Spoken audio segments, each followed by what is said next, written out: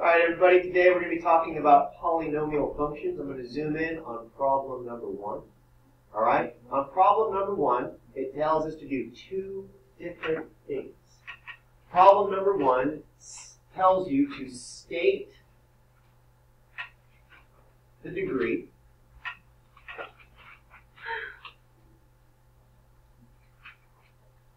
of the polynomial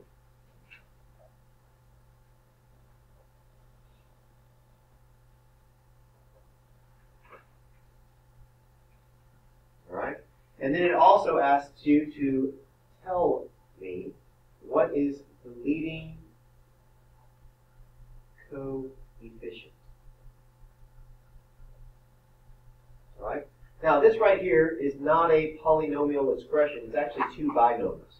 So by the time you get out of high school, what should every single high school student know how to do by the time they get out of high school? Do the what method? FOIL method. All right? So make sure you guys know how to do this. All right? I'm going to do these. I'm going to do the first and the outside numbers. So in blue, JC, why don't you tell me what's the product of these two in blue? Close. 6x. Yes, good. So but you do have to add the exponents. All right, JC, go ahead and do the next one right here. Let's do our outside one. Yeah.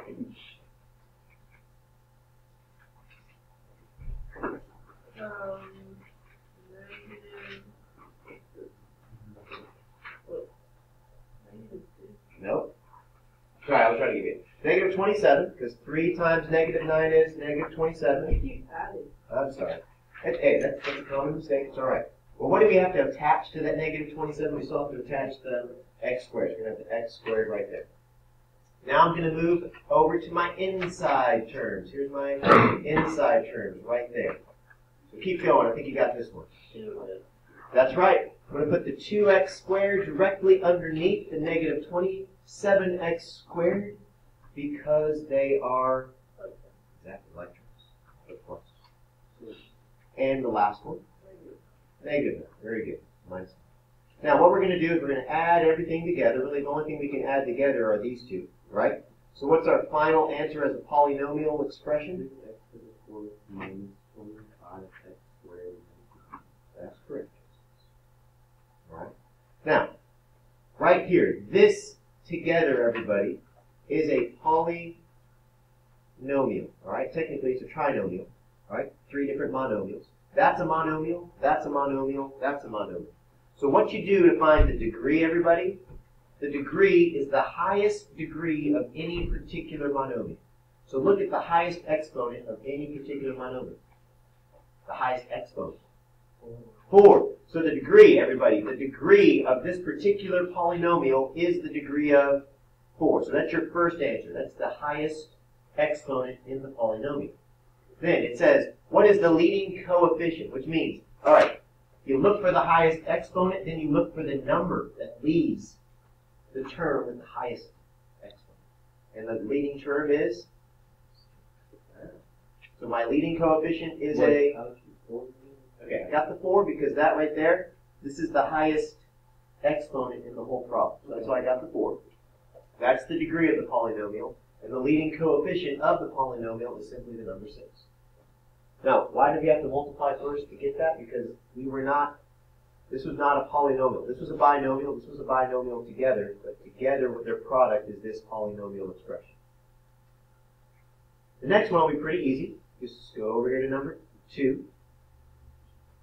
Right here, is everything already multiplied, everything all out together? We already have a polynomial expression. So, using the same concept that we just did, what I'm going to do is I'm going to say, what is the degree of this polynomial? What's the highest degree there? 3. Very good.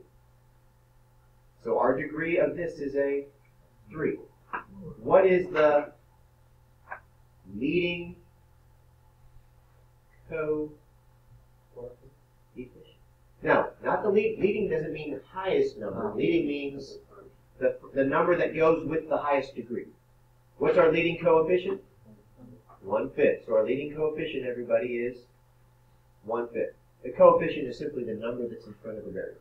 So if it was like the 2, it would be negative 3. Yeah, if the highest degree was a 2, then the leading coefficient would be a negative 3. Okay, that's how it works. So you find the highest degree of any particular monomial, that's the leading, that's the highest degree, and the leading coefficient is the number that's out. What if it was just a to the third, but there wasn't a fraction there? What would be the leading coefficient? 1. Because it's automatically understood that there's a 1 there. Alright, so far so good?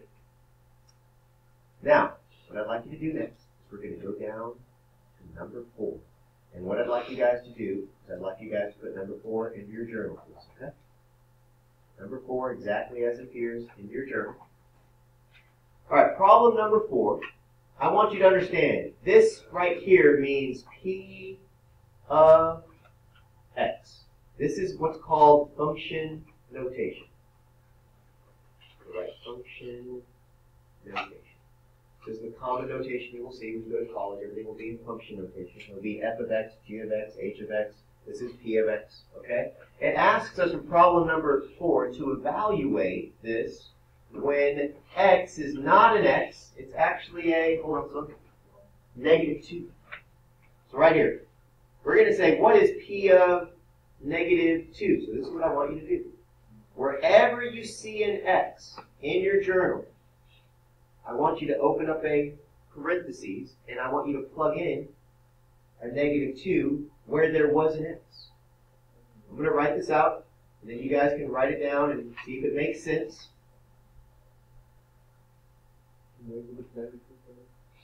Okay, in your problem, if you look at your problem, it says, at the very beginning, it says find p of negative 2 and p of 3 for each function. Okay, so that's where I got this p of negative 2. Now, I'm going to highlight it now. So right now, when there's an x, this is your function.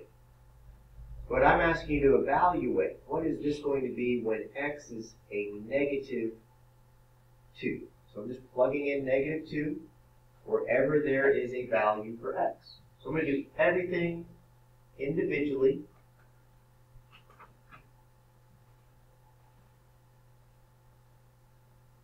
At the very end, I'm just going to do 3 times negative 2. We're going to put minus 6 right there. 3 times negative 2 is minus 6. Now, what is a negative 2 times a negative 2 times a negative 2? Negative 8. That's right. So right here, everybody, I want you to understand, a negative 2 to the third power becomes a negative 8. A negative 2 times a negative 2 becomes a positive 4. And then a 3 times a negative 2 is a negative 6. All right, now what we're going to do is we're going to multiply negative 8 times the 1/3. Okay? Negative 8 times 1/3 becomes negative 8 over 3. Because you're taking this number and you're multiplying it to the numerator, and then you're dividing it by the number that's in the denominator. Okay? Plus, what am I going to do with the 4? I'm going to take the 4 and multiply it to the 2. That gets me a positive 8 over 3 minus 6. Now, something that's interesting about these right here, these are considered to be additive inverses.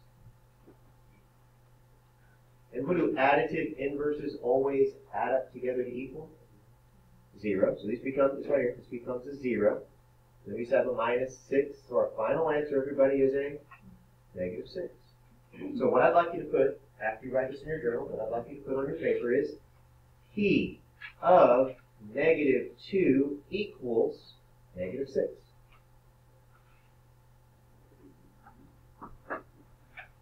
Okay. So, for one of your answers on your paper, I'm going to go right here, I'm going to say, one of your answers that I want p of negative 2 ended up equaling a negative 6. That is one of your answers right there. P of negative, P of 3. That's right. So right now we're going to do that next one. Ready? Here we go. Going back, taking another picture. Now I'm going to do p of 3. Yeah, we're going to do both. Okay.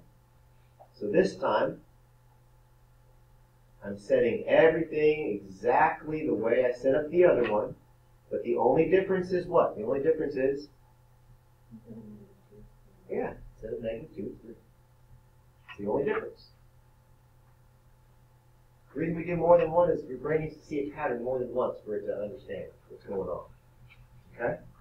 So I'm going to highlight it once again. So instead of x, instead of plugging in an x into the function, what am I plugging in? Its place. I'm plugging in a 3. So here we go. Once again, we're going to do 1/3 times, and 3 times 3 times 3 is 27. We're still on problem number 4. And 3 times 3 is 9. And then right here at the very end, I'm just going to put a plus 9 because 3 times 3 is. All right. By the way, 27 times a third is 27 over 3. Bless you, bless you. But 27 thirds actually becomes a 9. Because 27 divided by 3 is 9. 9 times 2/3 is 18 over 3, but 18 divided by 3 is 6. So now all I got to do is add 9 plus 6 plus 9. And I get the value of 24. So my final answer is, when I plug in a 3 into my expression, what do I get? I get a 24. All right, so if I go back and say the other answer was negative 6, what was P of 3? P of 3 was equal to 24. There's your other answer for number 4. Right there. Okay. Now, we did all of this by hand. We did not use a calculator, okay, because there are tests where they're going to be asking you to do something just like this without a calculator. Now, because you do have a calculator, I want to show you guys how to type it in to check it. So what you can do to check your answers, you get y equals, and you guys see how this expression right here, this function, is right typed in exactly as it appears on your paper? You can type that in, all right? Then you can check your table. Check your table. You take a picture of this. Right now, when we plugged in a negative 2, what was our y value? Negative 6. When we plugged in a 3, what was our y value? 24. So what I'm asking you to do is I'm asking you to do it by hand to see if you can do it by hand without a calculator. And then after you're done, you can check it using your calculator. Okay? Now, I realize some of you will just type it in the calculator and put the answer down. But at some point in your life, you're going to have a test. You're going to have this type of concept tested, and you're not going to be allowed to use your calculator. So I encourage you to do it on your own and then check it with the calculator.